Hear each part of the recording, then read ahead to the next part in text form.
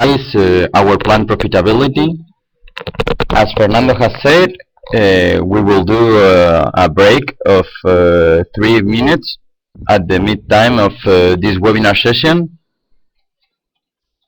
And well, at the end of this session, we will try to ask some of the questions, but please consider that maybe some questions for this session require harder analysis and will be answered by email. So anyway, we will try to answer you most of the questions that you have.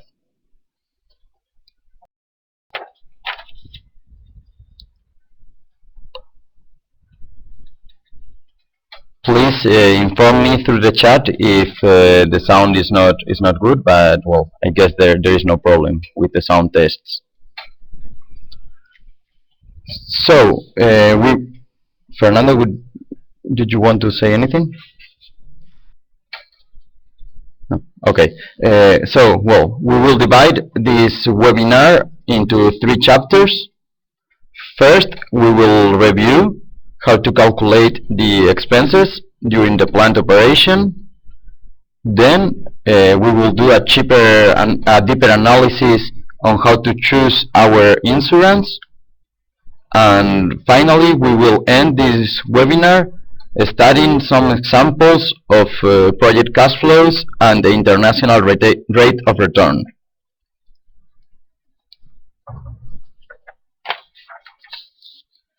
So let's start with the first chapter about the expenses of the plant operation.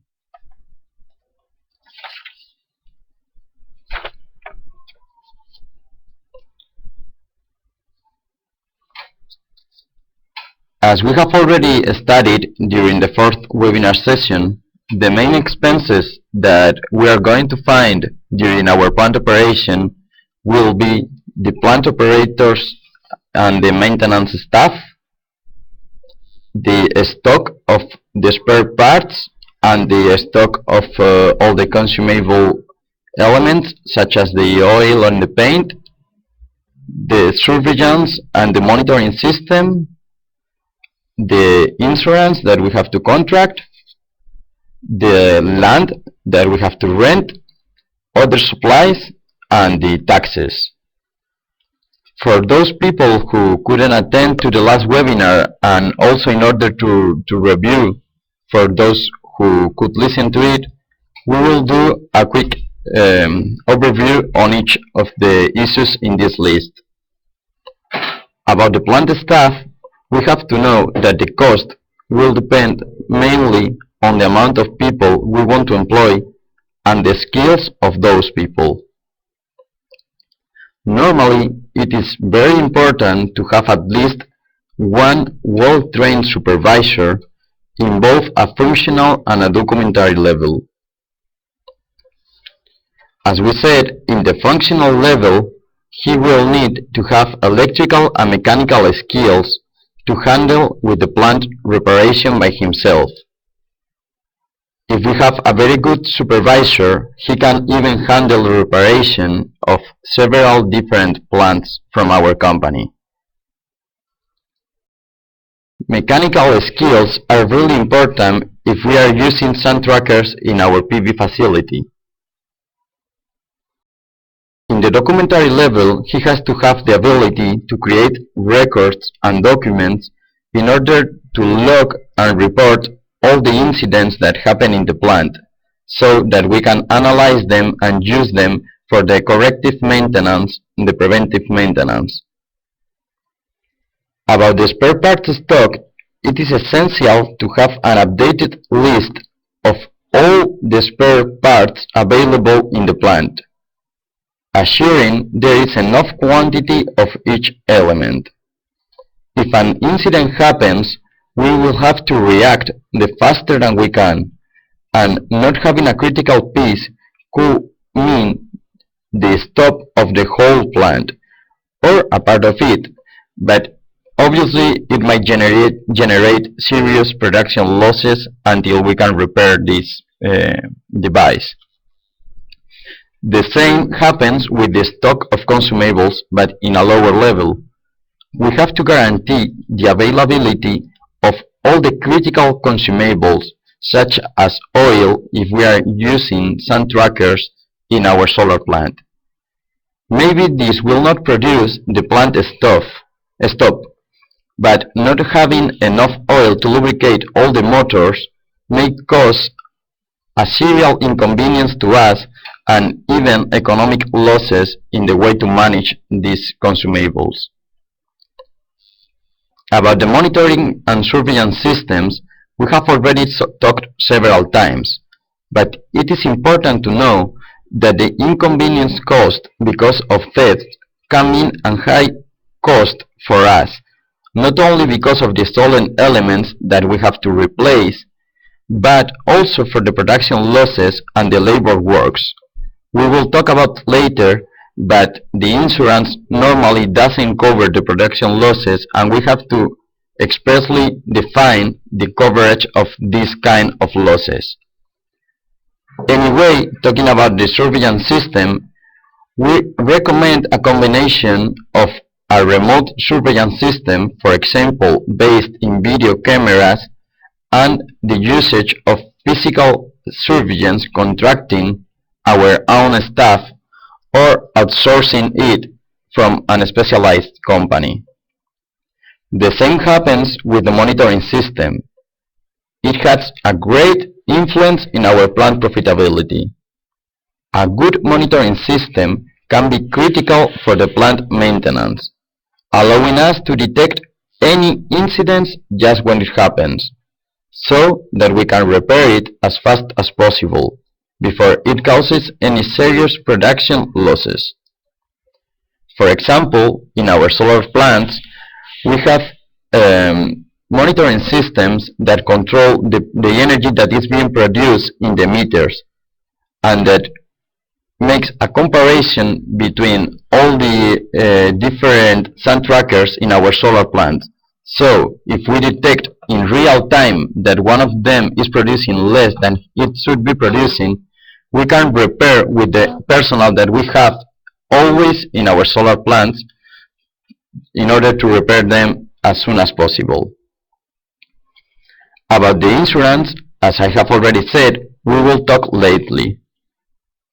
But for the land renting contract, it is essential that the contract guarantees us the operation of the plant during its whole lifetime.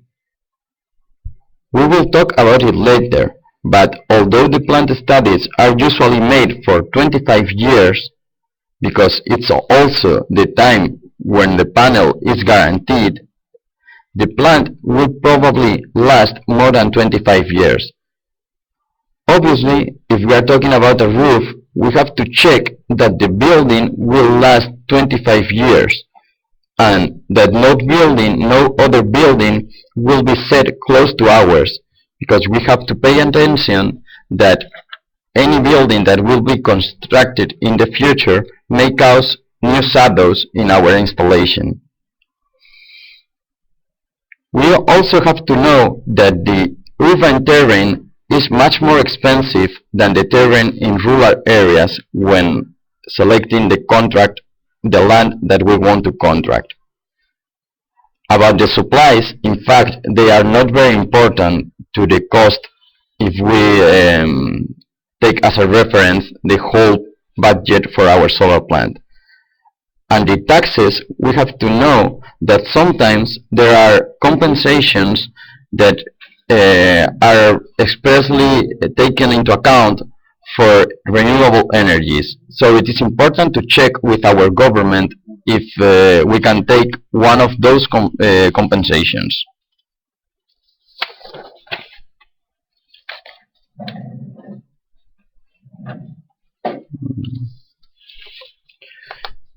So during the next chapter, we will focus in the insurance analysis.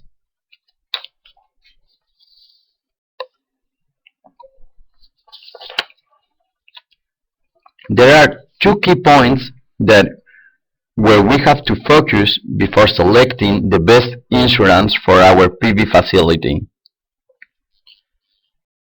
As we see in this slide, first we have to do the identification of all the possible risks that can happen in our solar plant, and the study of all of the assets, such as the devices and equipment in the PV facility, and all the interests like any production losses that we want to protect.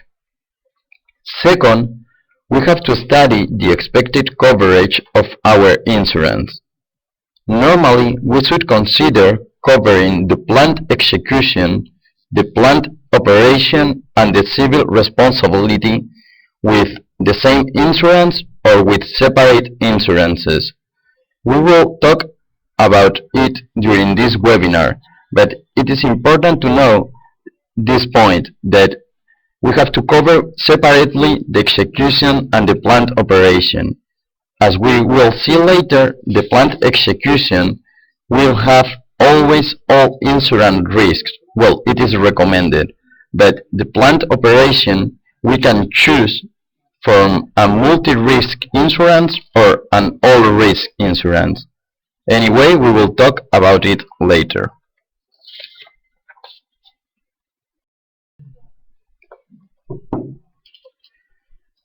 In this slide, you can find a list that can help you with the identifications of the risk in your own PV facility.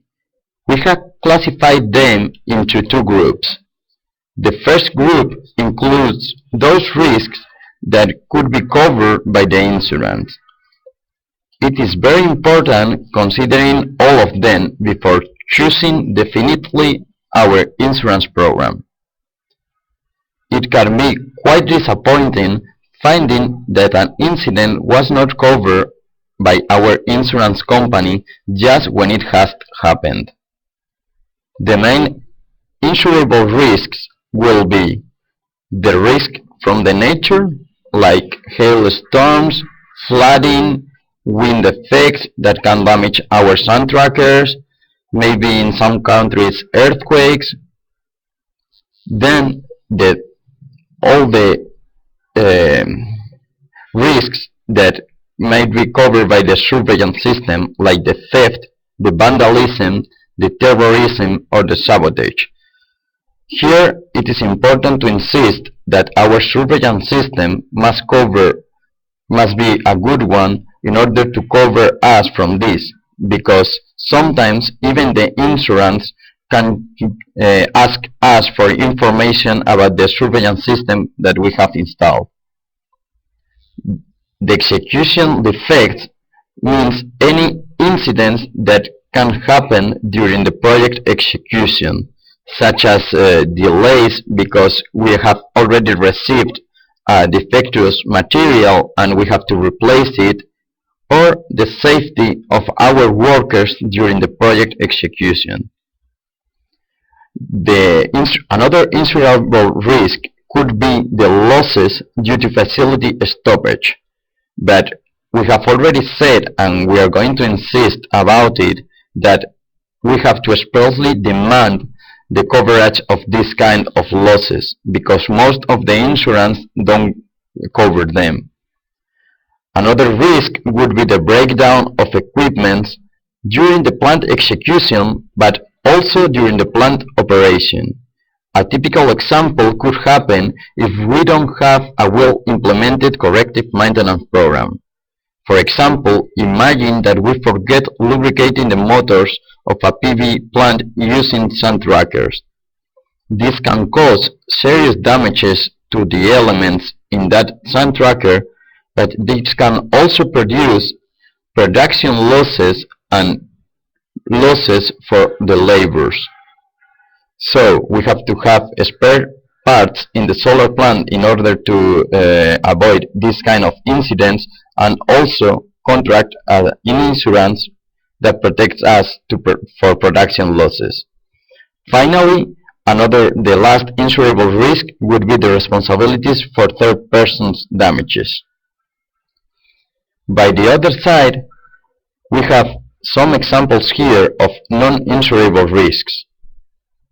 They would be, for example, the political or social or financial risks that, for example, can happen if the tariffs change due to a political decision or if the loan interest vary drastically and we have not considered that in our profitability analysis.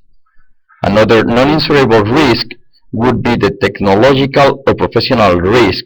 For example, if we have chosen a non-mature technology like a high concentration technology and the performance that we are getting from our solar plant is lower than the one that we had expected. Finally, other kind of risk would be the strategic risks.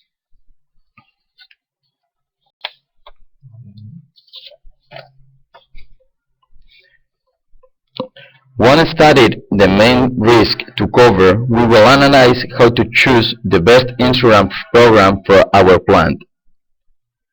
Our main goal must be to protect our interests.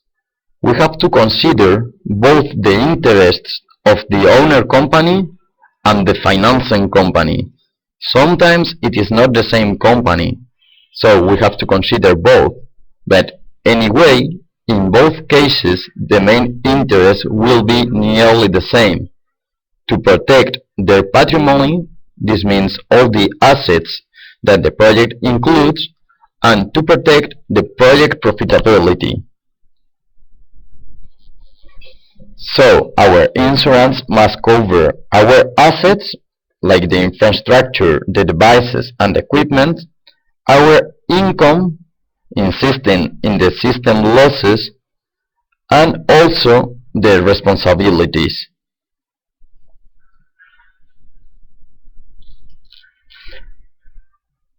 It is important to know that the insurance must cover two defined periods, as we have already said during the beginning of this webinar: the plant execution and the plant operation. We will study both of them during the rest of this chapter.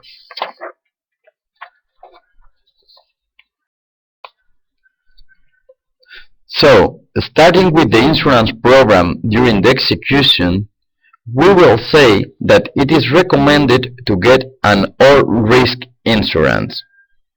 This kind of insurance covers all the possible risks during the project execution. The main elements to cover with the insurance are the foundations, all the equipment in the solar plant, talking particularly about the modules and the inverters, all the constructions and fences, all the civil and electrical works, and the equipment of protection that protect our devices in the plant. We have to cover them from all the possible risks, such as the transportation from the manufacturers to our solar PV facility, because they are already outside from the manufacturer and we can have problems with them if they deliver defectuous material which is broken. Also during the load and unload of material from the truck, during the assembly, and we have to consider here the skills of our workers, during the pre-installation, the stockage, and the installation, and also very important during the tests and commissioning. Here we have said the maintenance, but obviously the maintenance will be during the plant operation.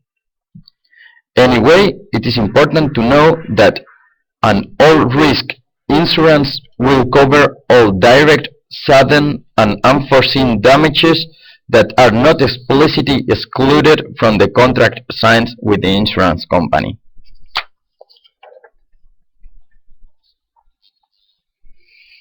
Here we have a table that includes all the covertures from an all-risk insurance during the plant execution.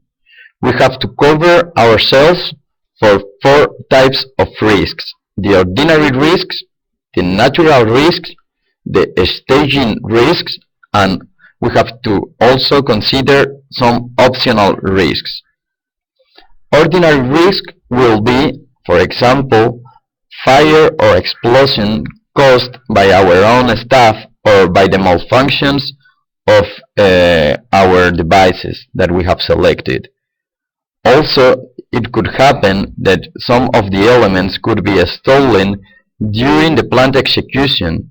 So here we won't have the surveillance system because the plant is not being operated yet, and we have to consider the theft, the possible thefts of the materials during the execution.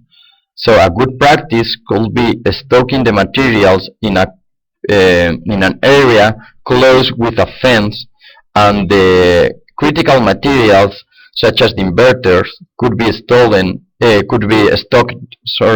in a room with a lock. Natural risks, which are not as important now as they are during the plant operation, could be the wind, the snow, the rain, the frost and the frost effects that can cause our panels to break, the floods because of rain or because of our plant can be close to a river, and earthquakes that we will insist about them during the plant operation. Staging risks, that means that those risks which are just from the plant execution would be of two types. Technical risks, because we have designed, for example, because we have designed badly our plant, or because we are doing bad managing of the materials that we receive, because during the assembly our workers can have any problems such as short circuit or overvoltage, or because when we are doing the test for the commissioning of our plant, some incidents can happen because of bad connections of the equipment. Also, human errors can happen due to inexperience or to negligence.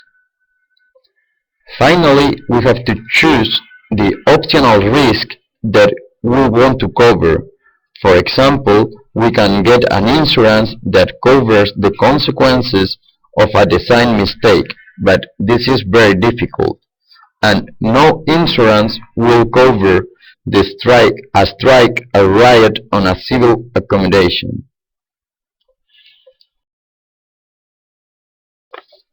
Anyway, it is important to consider that all the risks that are not excluded from the policy will be included in an all-risk insurance.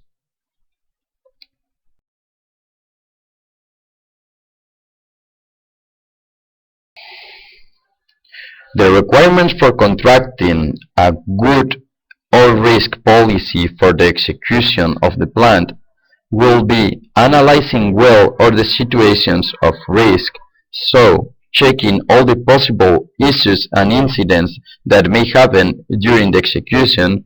We can use the list that we have already seen in this webinar.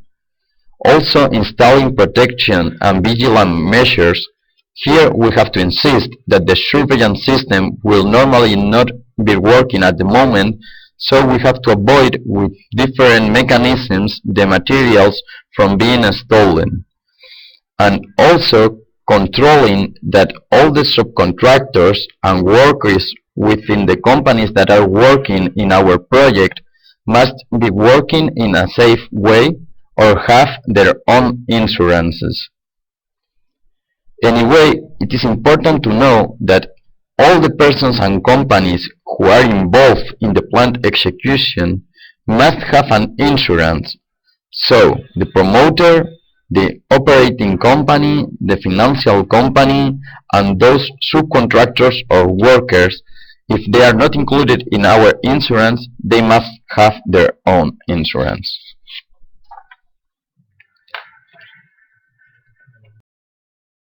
Talking now about the insurance program during the plant operation, the first point to consider is that now it is not like during the plant execution. Now we can choose between an all-risk insurance or a multi-risk insurance, and selecting one or the other can mean good savings for our solar plant. So, now the elements to ensure are nearly the same than during the plant execution. The foundation, the models and equipments, the fences and constructions, the civil and electrical works, and the protections. We all know the difference of both types of insurance, an all-risk insurance and a multi-risk insurance in general, but we will study them in the following slides when we are considering them for a PV solar facility. Anyway, talking about the contract that we have to sign with the company, a multi-risk coverage insurance details in the contract the reasons that are considered recoverable disasters from the company and doesn't include, or doesn't reflect as the all-risk coverage only the exclusions of those things and those issues which will not be recoverable from the insurance company.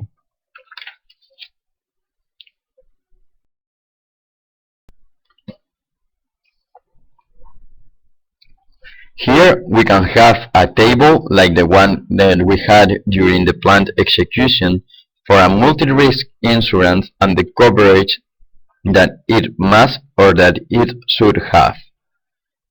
We have some basic guarantees that have to be covered, like the fire, explosion, or a strike. Then, in a multi-risk insurance, we can extend the guarantees, and we recommend to do it for the natural phenomenon such as rain or wind. Especially, we have to include the wind insurance in case of using sun trackers. Another optional guarantees in multi-risk insurance could be the guarantees for thefts and for all the elements being stolen, the guarantees for electrical damages, the guarantees for possible breakdowns in the equipment. Here we will recommend you to include the breakdowns of the inverters, and it is really weird that it includes the loss of benefits because of production losses when we are talking about multi-risk insurance. Anyway, it will be really important to include civil responsibility if we are getting a multi-risk insurance.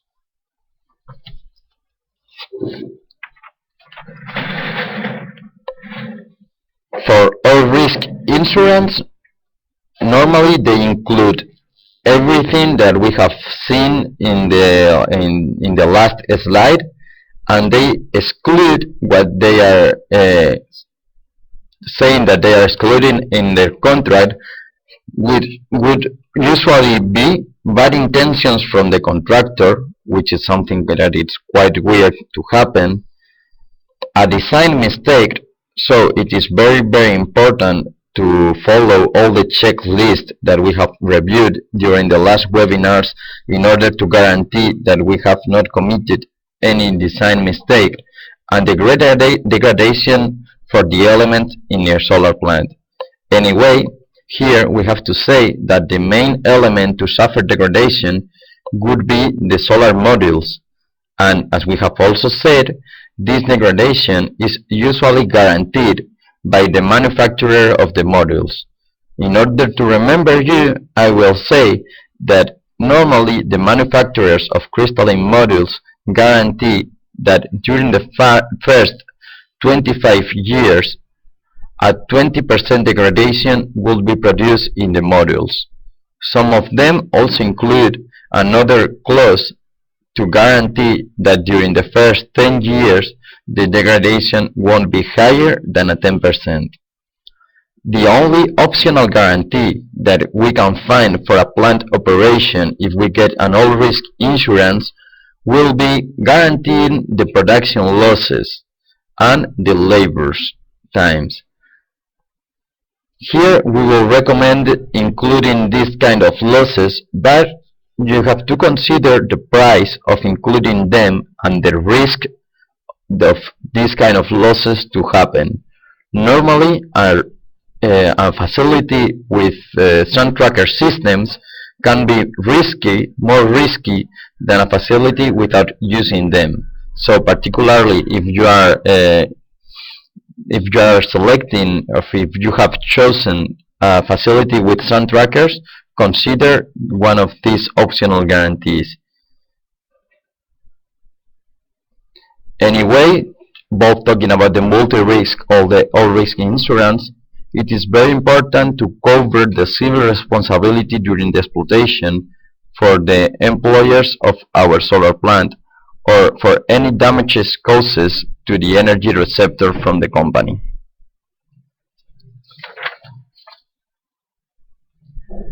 Now, as we did with the plant execution, before contracting, we have to check the requirements of the contract that we want to sign. So we have to do also an analysis of all the possible risks that may happen. We have to consider the protection and vigilance measures that we have taken into account, but here we will have normally operating our surveillance system, and we have to consider the control of operation and maintenance contracts when selecting the insurance. Because if we have got, for example, a contract with an outsourcing company that guarantees us the maintenance of the equipment, then we won't need an insurance, such a good insurance as if we are doing the maintenance in our own. Anyway, we have to consider, for example, the availability of solar modules in the market. Now, the companies that should get the insurance would be the operating company and the financial company. Obviously, if we have outsourced the maintenance, we have to check that the outsourcing company also has an insurance.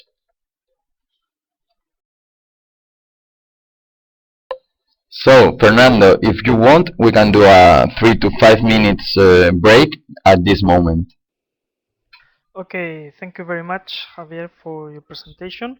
So we will do a short break to speak the audience.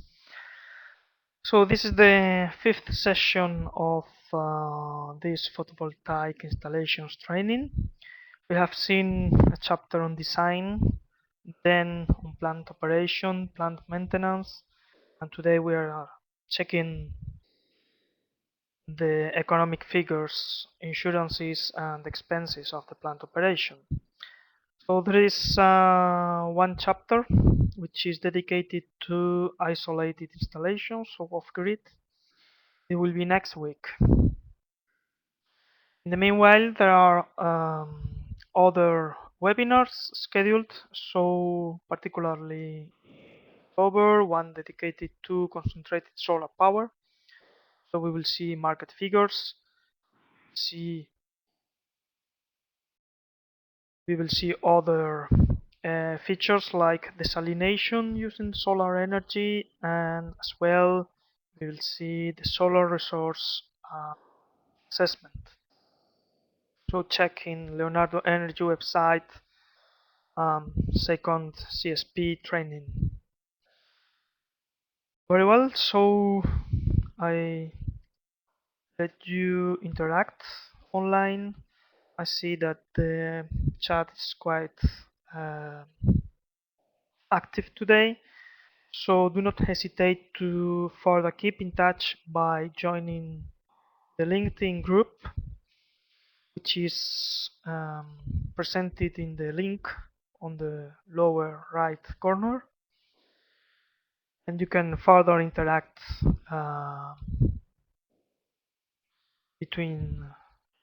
with other participants.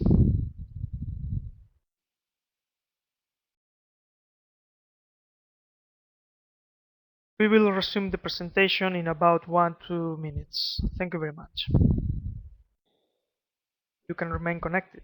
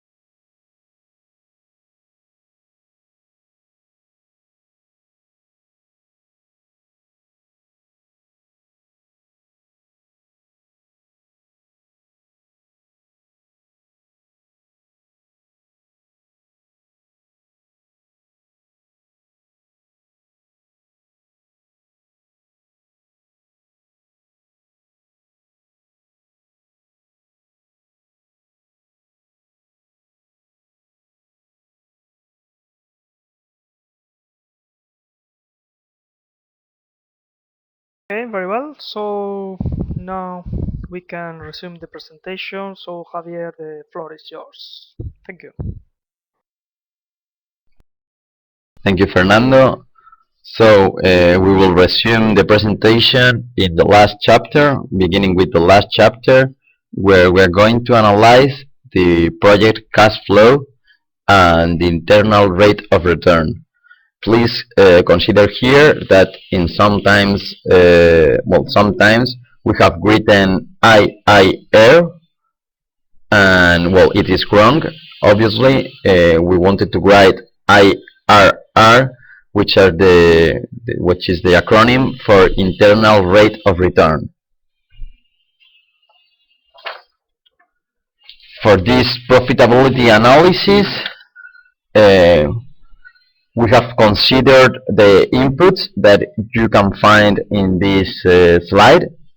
So we have considered that the installed peak power will be at 10% more than the nominal power that we have considered for the project. This is a typical thing to consider. We will consider a module degradation of 1% per year, which is also quite a good consideration if we take into account that the panels manufacturer guarantee a 10% during the first 10 years and then a 20% during the rest 15 years. So, well, it could be a good consideration. We are also considering an increase of the price of the electricity of 2.5% per year, and we have chosen a loan of 12 years with a grace period of 1 year, and well, we have considered an interest rate of 5%, though the most the financing facilities have a variable type which is indexed to the Euribor. And finally, we have considered an equity of a 20%, so we are considering a loan of an 80%. Here in this table, you can find some considerations which normally depend on the type of installation.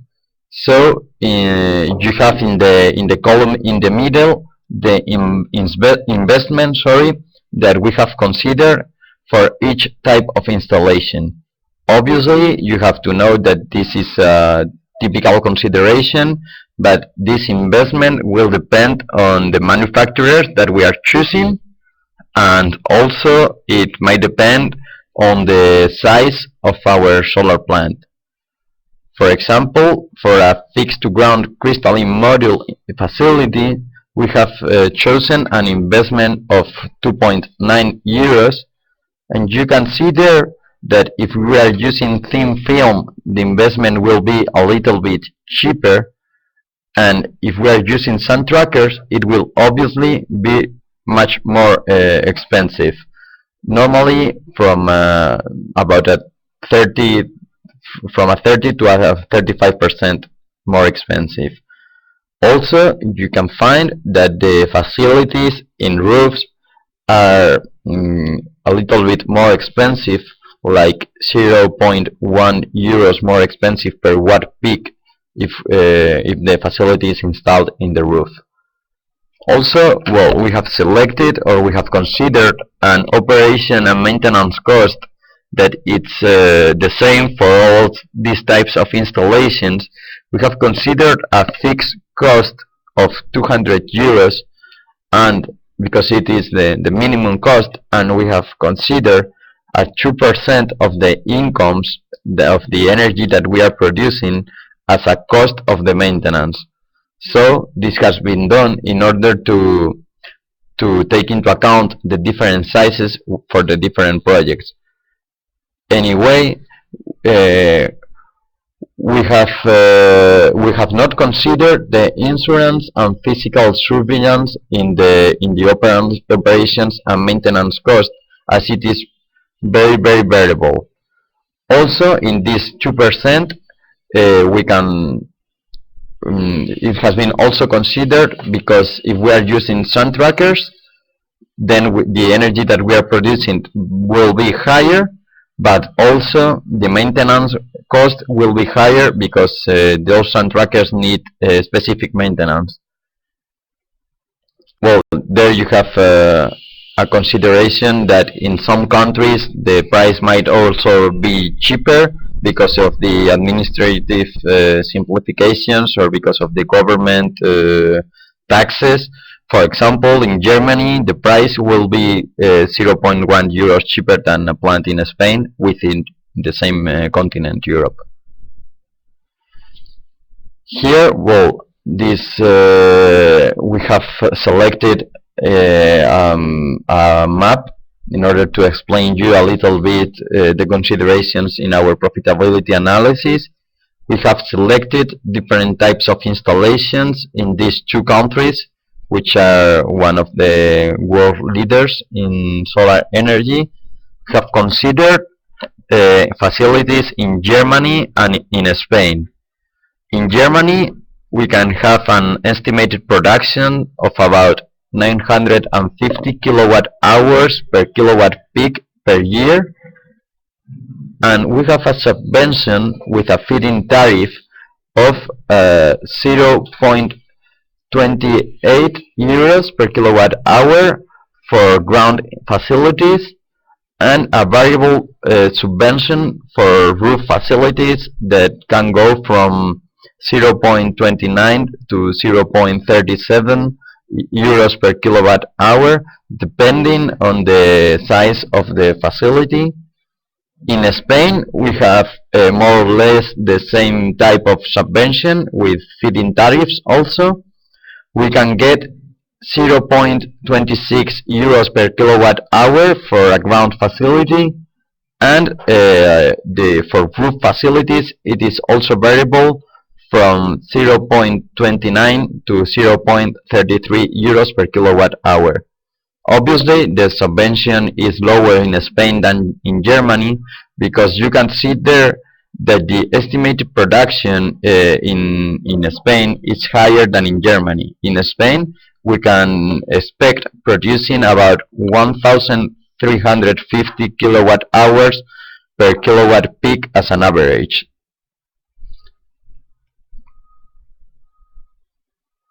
For other parts in the world, obviously, we have to check the estimated production and how much is the price that the government or the consumer are paying for the energy. We insist that in these countries that we have selected, the energy produced by renewable energies, especially from photovoltaic energy, it is subvention. So here you have the 5 resume on the 5 study cases that we have included in this webinar session. You can see that in order to make easier the analysis, we have selected a power of 100 kilowatts or 1 megawatt, depending on the type of technology. You can also find the different subventions, estimated production, and obviously investment price for the different types of plants that we have included in the webinar. Anyway, during the rest of the webinar, we will study each case separately. Obviously, because we haven't said it yet, you can check that the estimated production for a sun tracker plant in Spain is like a 35% or a 38% higher than the estimated production that we will have for a ground plant.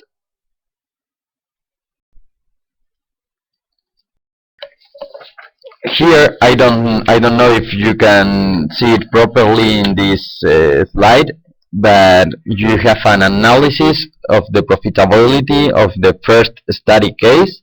We have done this kind of tables for the 5 study cases. Anyway, I think, well, Fernando will confirm it later, but I think that you can download the presentation we are doing. So there you can have clear data of all these resume. and you can probably have a better look at these tables. But well, I'm going to try to tell you a little bit about this. I'm going to try to explain you this study case. So we have considered 25 years, which is the typical lifetime that that companies in photovoltaic energy consider for their installations. Obviously, we have to know that the installations can last more than 25 years, so any income that will come from the 25th year will be just an income for us. We have considered a loan of 12 years, and as we said, for 1 megawatt in facility, we are considering an investment of 2.9 millions. So the 20%, no, sorry, I think the investment, I didn't say it properly.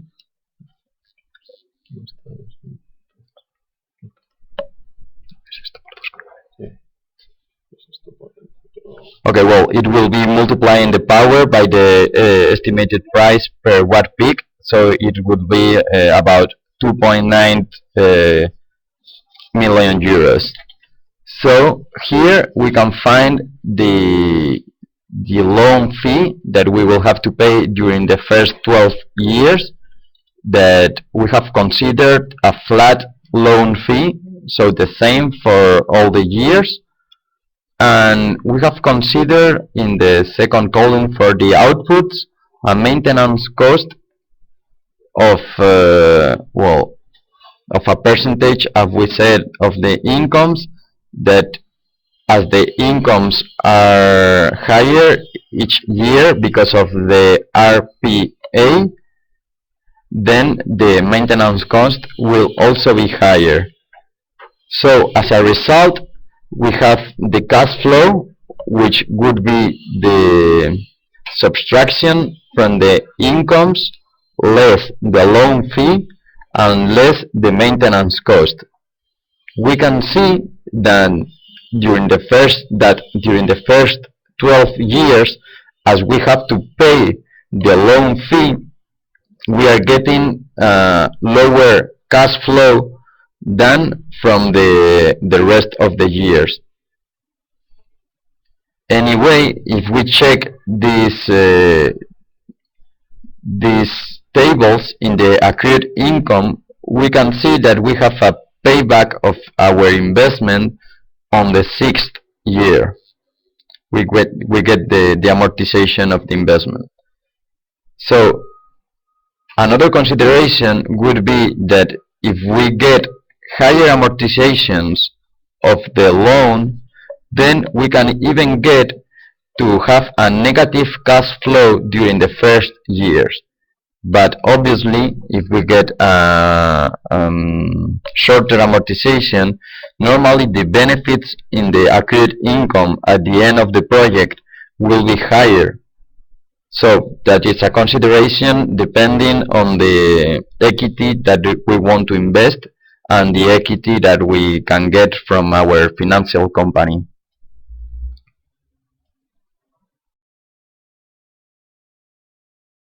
Here you can have a resume of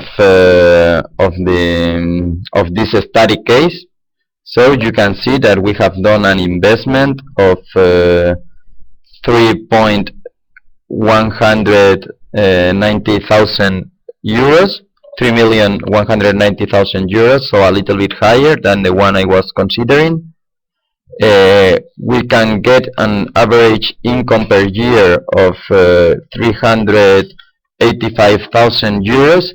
This is for the first year, and then the rest of the years, obviously, because of the retail price index, this income will be higher, and also because of the price of the electricity that in some countries may vary. Here we are considering a feed-in tariff flat of 0.26 euros per kilowatt hour. We used for this analysis a loan, as we defined in the slide of the inputs, of the 80% of the investment, so a loan of 2,552,000 euros. And finally, we can expect for this study case an internal return rate of 23.07%. This is, if you know about financial economy, this is a very, very high internal rate of return. So it would be a very attractive project for any financial company. Here you have another study case for a thin film module. You can check that as the investment is a little bit lower, we have lower loan fees. And well, I think we are going only to overview the different resumes for all the installations. For example, as the price is lower in this case, and the estimated production has been nearly the same, we can get a higher internal rate of return for this investment than the one we got for the crystalline modules. Please consider that this is just a smart analysis, and a proper analysis must be done before getting into a project, because normally the internal rate of return of the crystalline projects and the thin film projects can vary depending on the temperature and on the price of the land that we want to rent.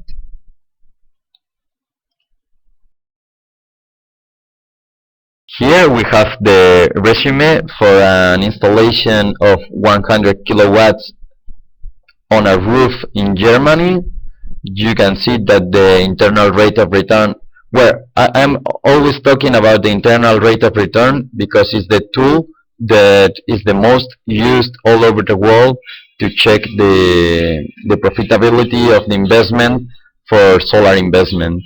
Normally, financial companies, they will ask you about the internal rate of return. Here we can find an internal rate of return of 22.35, whereas if we are considering a roof installation in Spain for the same size, we can get a higher internal rate of return of about 26.4%. Obviously, as we have more energy in Spain and the feed-in tariff is more or less the same, we can get higher internal rate of returns in Spain than the ones that we get in Germany. Anyway, we have to check the feed-in tariffs for the year that when we are executing our facility, because it can vary a lot from a year to another.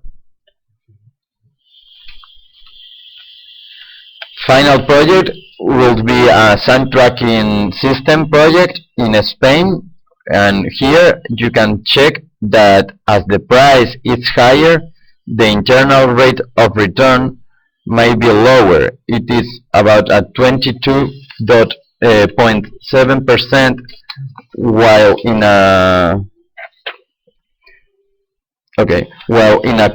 ground installation without sun trackers with the same kind of modules, it would be at 23.07.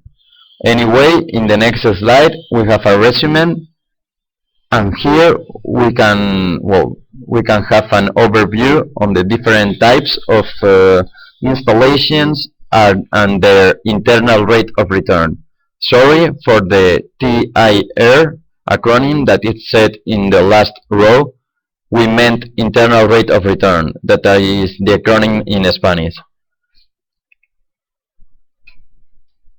Well, as I was saying, the internal rate of return might be nearly the same in a sun tracking facility than in a ground facility, but we have to consider here that the risks for a sun tracking facility are higher than the risks for a ground facility, and this is one of the main reasons why sun tracking systems are not being used nowadays. So with this resume, we finish with this webinar session number 5. And now I think that if we have some time, we will ask some of your questions. But as I have already said, please consider that some questions may require deeper analysis, and maybe we need some time to answer some of them. So Fernando, I give you the word. I thank everybody for attending the meeting, and we will continue with the question session.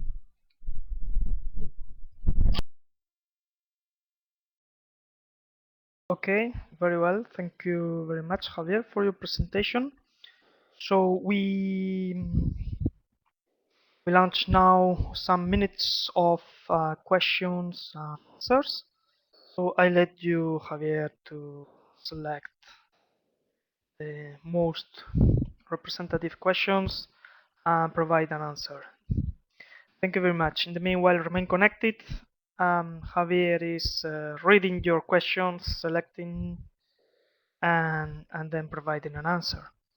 Thank you very much.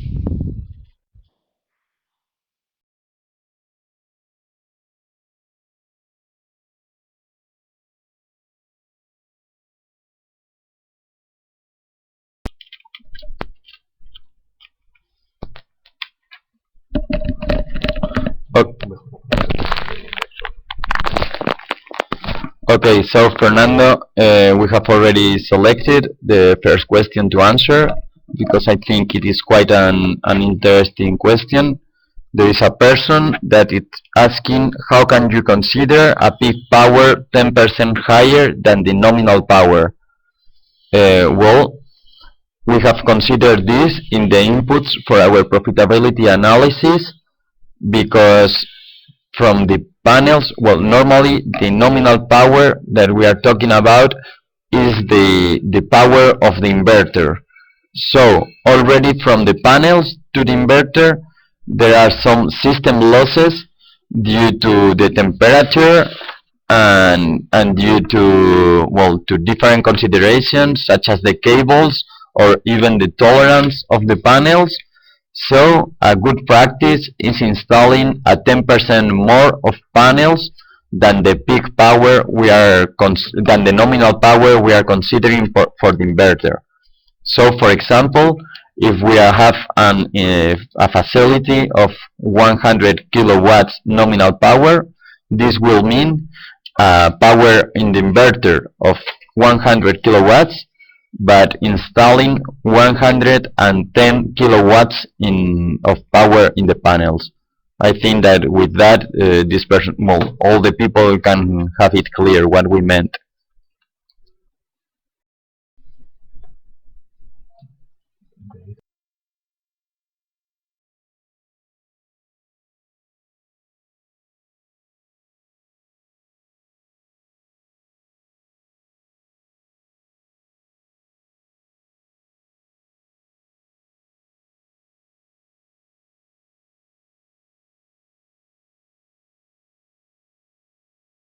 There is a person that is asking what percentage of increase in electrical energy price did we take into account for the profitability analysis. Well, it is written in the inputs slide, but we have taken into account for Spain, well, for a typical case, sorry, in Spain or in Germany, an increase of the electrical energy price of 2.5%. This is because it's the typical increase to consider here in Spain because of the last increases during the last years. We got the average and we got this price increase. Normally, the price of the energy increase due to its own life because it's variable in its own, but it also can grow because of the retail price index growing that varies each year.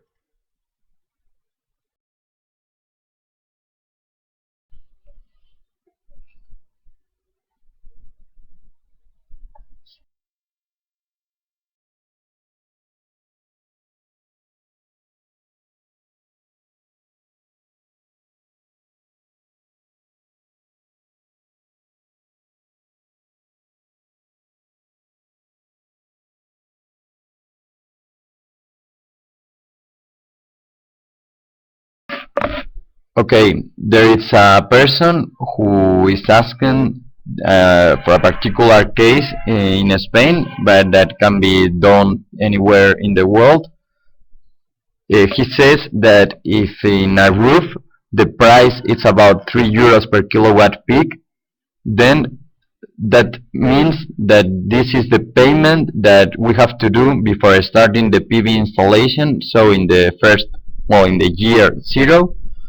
But he's asking that then what does the loan mean? Which concepts are we paying with the loan? Where obviously, when we are considering this price per kilowatt peak, this is the price of the investment. But before doing the investment, we have to ask for a loan to any financial company, and then we will pay the facility with this loan. So that's why we were speaking about the amortization of the loan. This means that from the total budget of the facility, in the examples that we have done, we have considered that an 80% will be paid with a loan and a 20% will be paid by our own equity. So this means that during the first years of lifetime of our facility, we will have to be paying the loan, but the concepts that we are paying with that loan are obviously the facility that it's already producing.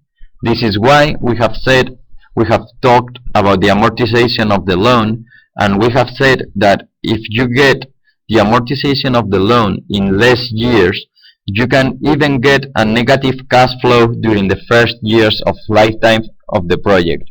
So we have to do a balance between the loan duration and the cash flow that we want to get during the first years.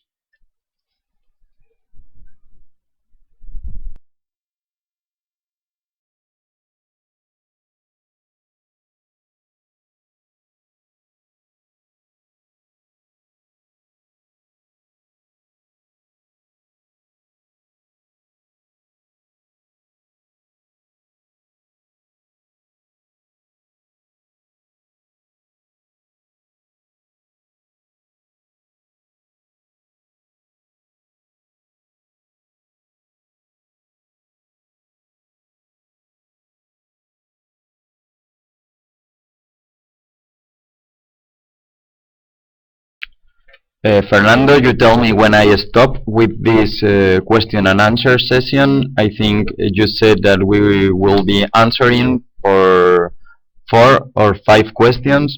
So I have selected a new question, which is quite long, but very interesting. I think it comes from Indonesia. There is a person that says, from what I can see, investments in these plants are only feasible if the feed-in tariff is attractive. In Indonesia, you would have to operate as an IPP, and you are forced to sell the power to the national power company. They will pay maybe 0.08 US dollars per kilowatt hour. So he's asking, can this plant also be used to apply for carbon credits and thus get additional income? So the answer to this question, in fact, depends on each country. For example, here in Spain, we already do have the feed-in tariff that makes feasible plants of this type in Spain. But in some other countries, we have news. We haven't done any project of this kind yet, but probably you have to study with each government if you can get carbon credits for this kind of facility. But if the government has agreements between different governments, then you can get this kind of subventions for sure. Anyway, what you have to know is that some countries, like for example Spain or Germany, and this is why we have selected these countries for for these studies, have selected doing feed-in tariffs, and this is why they have become leaders in these sectors, in this renewable energy sector. But the technology is increasing a lot and is improving, and there is a concept that I think that we have already mentioned during the first webinar, which is called grid parity, which means when the price of electricity that we are producing from a solar plant will be the same price as the price that the consumers are getting from the solar plants. This concept of grid parity with the consumer's price is used in a lot of countries to install a system which is called net metering.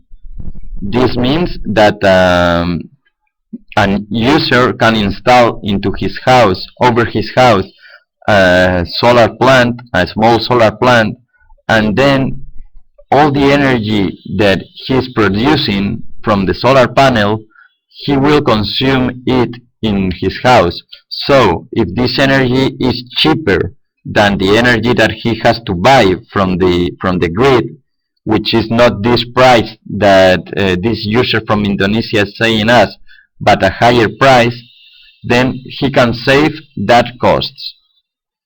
The net metering concept includes a different consideration which allows us to use the grid as a battery, so that we don't have to consume the energy generated from the solar panels in the moment that it is being generated, but we can use that equivalent energy whenever we need it.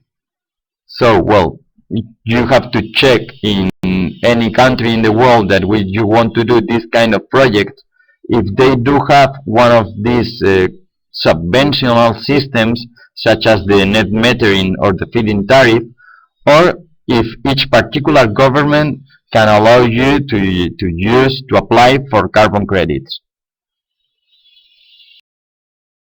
Yes, so just to complete your answer, we made in the past some webinars on the carbon market.